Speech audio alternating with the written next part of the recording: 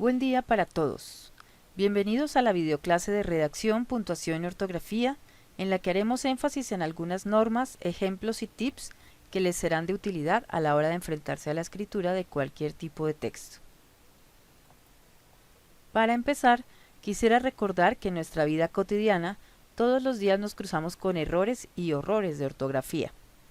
Cuando vamos por la calle es fácil encontrar vallas y avisos en los almacenes, las tiendas, las vías, etc., en los que se cometen fallas garrafales como las que encontramos aquí en la pantalla, que a veces nos producen risa y otras vergüenza. Muchos de los errores cotidianos tienen que ver con el desconocimiento de las normas, la falta de lectura de quienes producen la información o porque las redes sociales y las interacciones diarias en chats, por ejemplo, nos han acostumbrado a ser perezosos y como lo plantea esta caricatura de Bart Simpson, a que nos han enseñado a que debemos escribir con horrores y no pasa nada. En este ejemplo de chat de la izquierda y en los anteriores de la calle, encontramos entre otros que no se usan mayúsculas, ni tildes, ni puntuación, que se abrevian las palabras arbitrariamente por sus sonidos. Y cuando se escribe así, lo peor es que esto se lleva también a la escritura académica. Son muchísimas las personas que ni siquiera escriben bien su propio nombre, no usan las mayúsculas en las iniciales como corresponde y tampoco las tildes según las reglas de palabras agudas, graves o esdrújulas, quizá porque han creído el mito de que los nombres no tienen ortografía. Sin embargo, lo que un lector común espera en los textos de otros es que sean confiables. La mala ortografía deja por el piso esta cualidad. En el caso de que, por ejemplo, sea un periódico de renombre el que cometa un gazapo o error craso. Aquí en pantalla vemos que en un titular se escribe precio con S, para hablar del precio de la gasolina. Esto da una pésima imagen del medio de comunicación que lo publicó. Por eso quería que conocieran esta frase. La mala ortografía es una enfermedad de transmisión textual. Protégete. Pero, ¿cómo nos protegemos? Leer más es una buena opción. En la medida en que se lee, uno ve las mismas palabras escritas muchas veces de la misma forma, tanto así que ni siquiera habría necesidad de estudiar ortografía para escribir bien. Otra forma es no dejando que la pereza nos gane. Veamos ahora por qué otras razones ocurren estas dificultades con la escritura y con la ortografía. En una encuesta hecha a estudiantes, los resultados arrojaron que la mayor dificultad es que no se conocen bien las reglas ortográficas. Eso es algo súper común. Pero hay otros factores, que los hábitos de lectura no son los mejores y que la gente falla en no usar el diccionario, algo tan básico como eso. Otro aspecto es que no los motiva a escribir bien, como si esto no fuera importante para tener un buen desempeño y ser competente. Otros factores podrían ser el uso inadecuado de la puntuación, el no tener un amplio vocabulario, y esto es algo que también se consigue con la lectura. Y por otra parte que no hay tan buena memoria gráfica como se quisiera, pese a que muchos de los jóvenes de hoy aprenden más de manera visual. Así que la invitación es a comenzar a hacer un buen uso del lenguaje. Hay unas normas que facilitan que la comunicación sea apropiada, pero mientras no se usen pueden generarse confusiones y malentendidos. En el caso de las mayúsculas, por ejemplo, hay varios elementos que deben mencionarse. Uno tiene que ver con las normas de netiqueta, que se relaciona con el modo en que debemos escribir en la red. Muchos escriben solo en mayúscula y esto es como si estuvieran gritando. ¿Por qué lo hacen? Yo creo que por pereza de poner las tildes o porque quizás sí creen que las pueden evadir, pero la verdad es que todas las mayúsculas se deben acentuar siguiendo las normas. Otro caso, cuando se pone un título, este puede ir solo en mayúscula, según la jerarquía e importancia dentro del texto, pero se deben usar las tildes. Un subtítulo menos importante no se escribe todo en mayúsculas, solo la inicial de la primera palabra. En inglés esto no ocurre, porque allí sí se permite poner mayúscula en cada inicial, pero en español no. Finalmente, es recomendable no olvidar que los nombres propios y las siglas llevan mayúsculas. Y por ejemplo, cuando escribamos una sigla, primero debemos corresponder el nombre completo al que ésta corresponde. Ahora Bueno, pasamos al peor dolor de cabeza de todos los tiempos, que es la acentuación. Las odiadas tildes. He diseñado este cuadrito para comenzar a aliviar este dolor y facilitar un poco la recordación de las reglas. El cuadro debe leerse de derecha a izquierda. Esto porque cuando hablamos de palabras agudas, graves, esdrújulas y sobreesdrújulas, siempre tenemos que saber que el acento se pone en la última, penúltima, antepenúltima y tras antepenúltima sílaba respectivamente. Volvamos a la columna de la derecha donde tenemos las palabras agudas. Estas llevan tilde solo si terminan en N, S o vocal y el acento va en la última sílaba. Para entender esto mejor hay que prestarle atención al sonido. Canción, compás, colibrí terminan respectivamente en N, S y vocal y llevan tilde. Si comparamos esto con la columna anterior, es decir, con palabras graves, la regla es todo lo contrario. No llevan tilde las palabras que terminan en N, S o vocal y cuyo acento recaiga en la penúltima sílaba. Atención a la pronunciación. Joven, culebras, canto terminan respectivamente en N, S y vocal y no llevan tilde. Y algunas palabras agudas que no llevan tilde porque no terminan ni en S, ni en N, ni en vocal son juventud, examinar, perdiz, por ejemplo. Como se pudo escuchar, el golpe de voz está en la sílaba final. Mientras que las palabras graves, que sí llevan tilde, es porque no terminan ni en N, ni en S, ni en vocal. Como el apellido Flores con Z. Si estuviéramos hablando de las flores, el sustantivo, con S no llevaría tilde. Hay un caso especial en las palabras graves y es el de los hiatos, como en la palabra panadería. El hiato es cuando dos vocales se separan en sílabas diferentes, es decir, lo contrario a un diptongo. En panadería se tilda la I para poder separar las sílabas, tal y como se pronuncia. Panadería. Como esto no se entiende ni se pone en práctica, Bogotá está llena de panaderías, no de panaderías. Entonces les recomiendo comprar el pan donde pongan la tilde. Ahora veamos la tercera columna de derecha a izquierda, es decir, las palabras esdrújulas, que son las que se acentúan en la antepenúltima sílaba y se les pone la tilde siempre. Aquí no hay excepciones. Fíjense en la música de estas palabras, en donde recae el golpe de voz. Cántico, corrígelo, esdrújula, matemáticas, jóvenes, exámenes, cándida y práctica.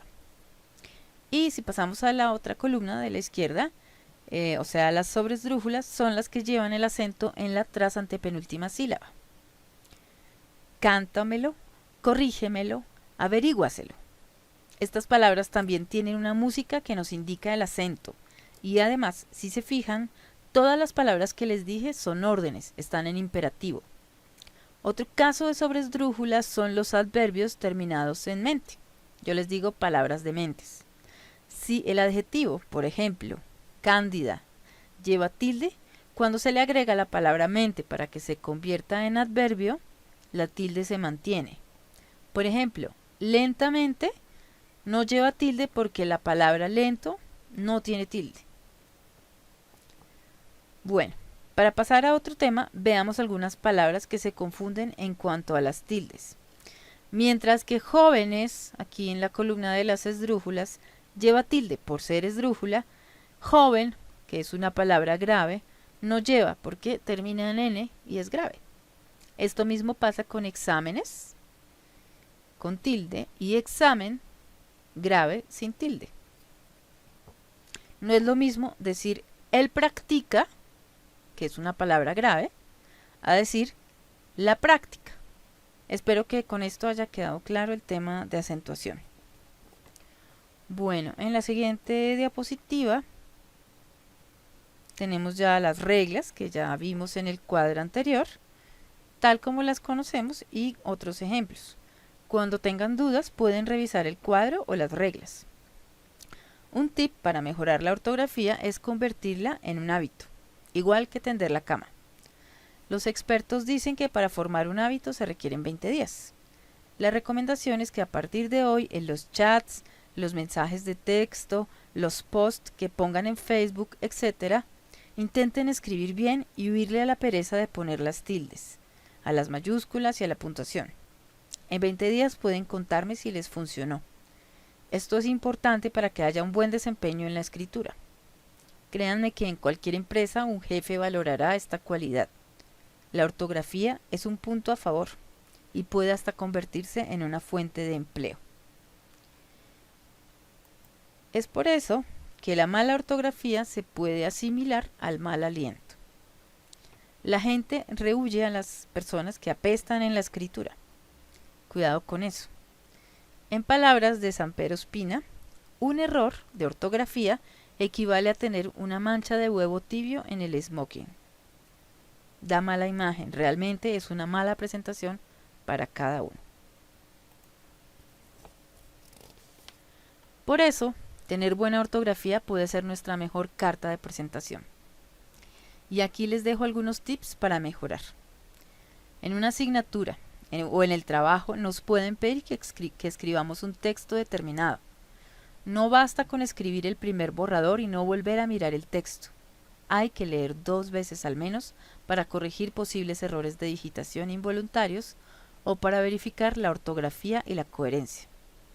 Escribir en Word es una buena opción, ya que hay herramientas para verificar que esté bien escrito o para buscar sinónimos, por ejemplo, dando clic derecho. Y cuidado con algo, no está prohibido usar el diccionario. No está pasado de moda. Si hay dudas y se quiere aprender, acudamos a él. Aquí también quisiera que se pregunten qué pasaría si alguien que escribe mal hablara igual. En este momento voy a leer con mala ortografía, haciendo los acentos donde no corresponden, para que experimenten lo que se puede sentir. Bueno, dice así: la buena ortografía es necesaria en la vida en general, para que los demás nos comprendan como signo de nuestro profesionalismo y de nuestro razonamiento ordenado. Saber escribir bien es imprescindible a la hora de redactar textos formales como solicitudes, el propio currículum, instancias, denuncias, reclamaciones, cartas, entre otros.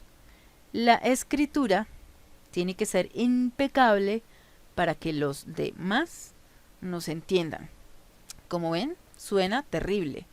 Esto habla de nuestra cultura y nuestra imagen, así que hay que trabajar con ello. Están cordialmente invitados. Bueno, si pensaron que ya se había quitado el dolor de cabeza de las tildes, aquí viene otro intento de migraña. ¿Será por eso que esta tilde se llama diacrítica? Bueno, cuando vimos los casos de acentuación, no analizamos qué pasaba con las palabras de una sola sílaba que se parecen en escritura y se pueden confundir, como en el caso de los pronombres. Él, tú o los posesivos, tu carro, mi carro, todo depende del significado. Por ello, aunque aquí no nos vamos a demorar en la explicación, ustedes pueden volver a estos ejemplos para aprenderlos y no confundirlos nunca más. En esta otra diapositiva tenemos los casos de se, si, de. En la otra tenemos de te, más y solo. Y aquí tenemos aún con tilde y sin tilde. ¿Por qué? Estas cosas que se confunden tanto. O las palabras qué, cómo, cuándo, dónde, que en el caso de que sean exclamativos o interrogativos, llevan tilde. Por eso hay que estudiarlas con detenimiento.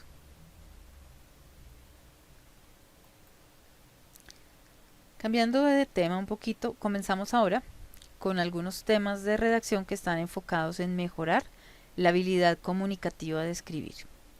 Entre otros veremos aspectos sobre precisión, claridad, orden lógico, queísmo y dequeísmo, concordancia, verborrea, cosismo, errores sintácticos, gerundios, voz activa y voz pasiva, algunas ambigüedades y asuntos de puntuación. Bueno, hablemos de precisión. Ocurren problemas con esto cuando usamos verbos muy generales, como estar, tener, haber. Siempre habrá un verbo más preciso para explicar lo mismo, como cuando decimos en la torre hay un soldado y lo mejoramos diciendo en la torre vigila un soldado. Eso es la precisión.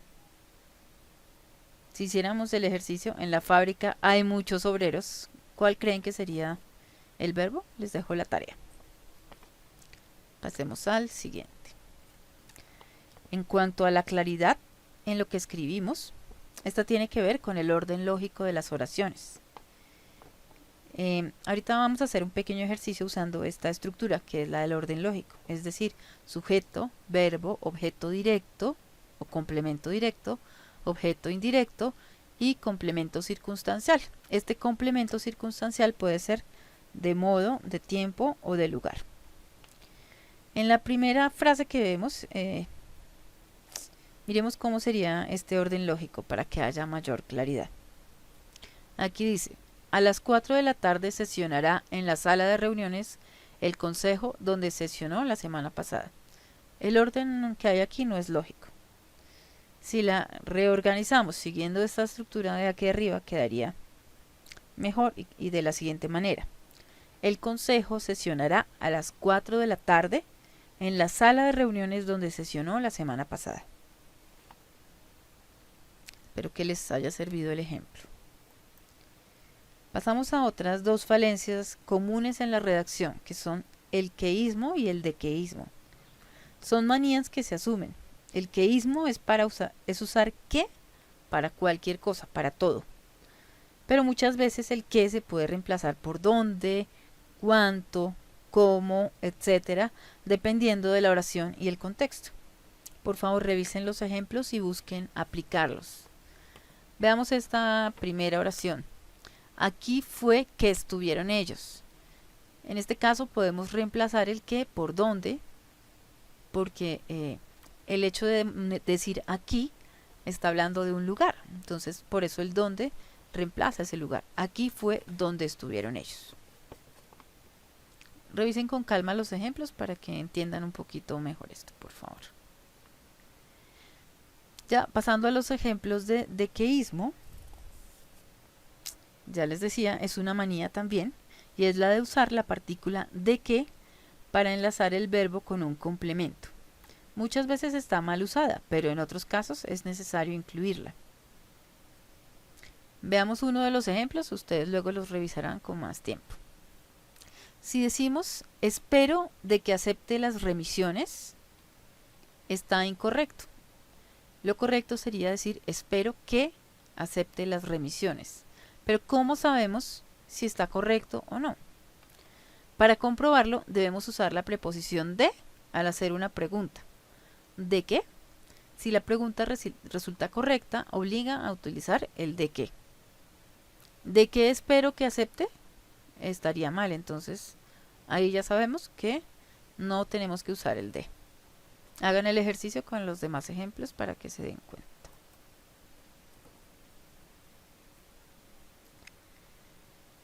La verborrea tenemos aquí. Parece el nombre de una enfermedad, ¿cierto? Es cuando ponemos demasiados verbos para decir algo que se puede expresar con uno solo. El ejemplo de aquí, que tenemos aquí es muy claro.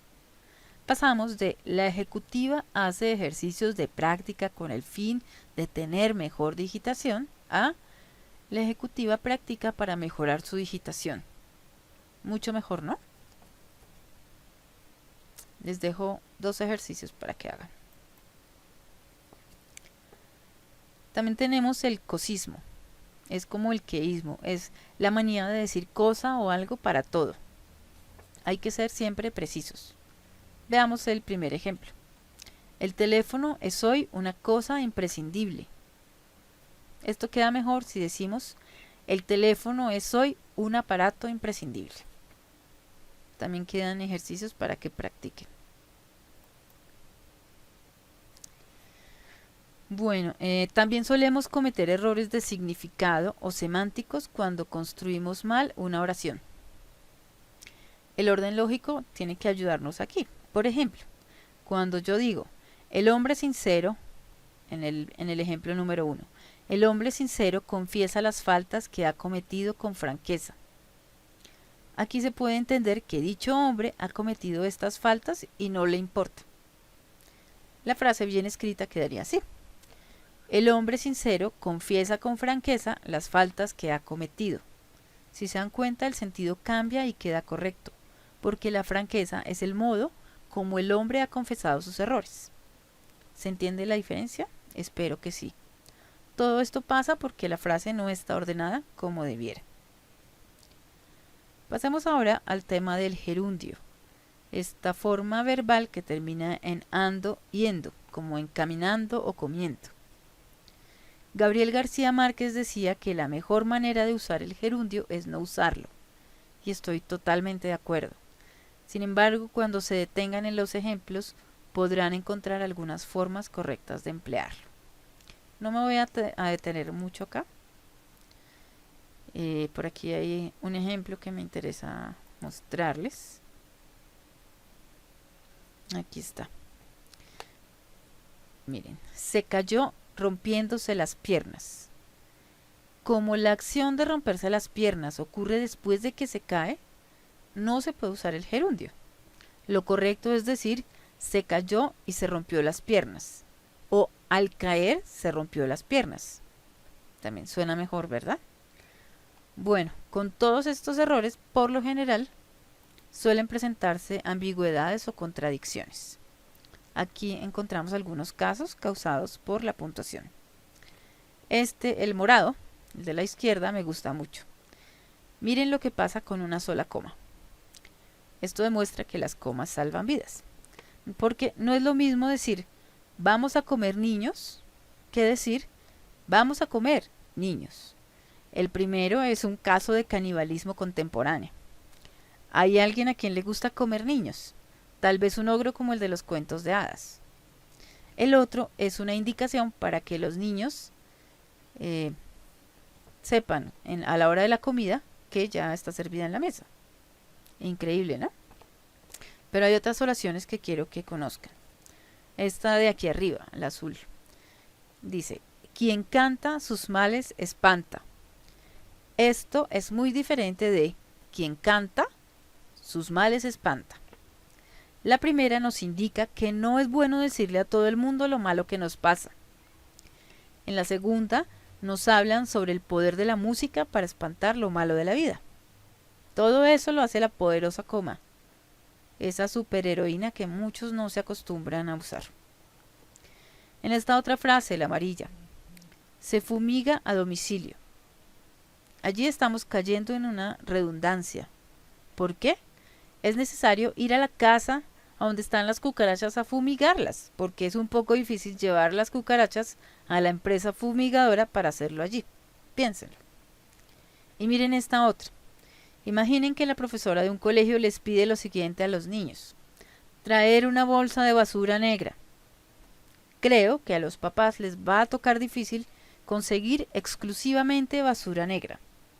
Todo sería diferente si se pide una bolsa negra. Bueno. Pasando a otro asunto, vemos la voz pasiva y la voz activa. No es que esté mal la pasiva, solo que es una manía que viene del inglés. Pero en español la construcción suena mejor si se hace en voz activa, es más directa. Fíjense la diferencia entre esto. Voy a leer primero la que me parece correcta, que es la voz activa. Bauman y Perelman estudiaron la estabilidad de la articulación. Suena un poco más complejo o más complicada la frase. La estabilidad de la articulación fue estudiada por Bauman y Perelman, porque no es directa. Entonces la idea es que tengamos esto en cuenta para que nos ayuden a construir textos muy claros. Bueno, para cerrar, veamos algunos aspectos sobre los usos principales de la coma. Nos sirve para enumerar, para saludar. Cuando escribimos una carta, Casi nunca usamos la coma vocativa y esta nos ayuda a separar correctamente cada parte de la oración. Los invito a que cuando encabecen una carta, un correo electrónico, etc., escriban hola Juan, no hola Juan, que queda plano, no se siente el énfasis que se necesita hacer. También cuando necesitamos aclarar algún asunto, podemos ponerlo entre comas, como en este caso donde dice incisos.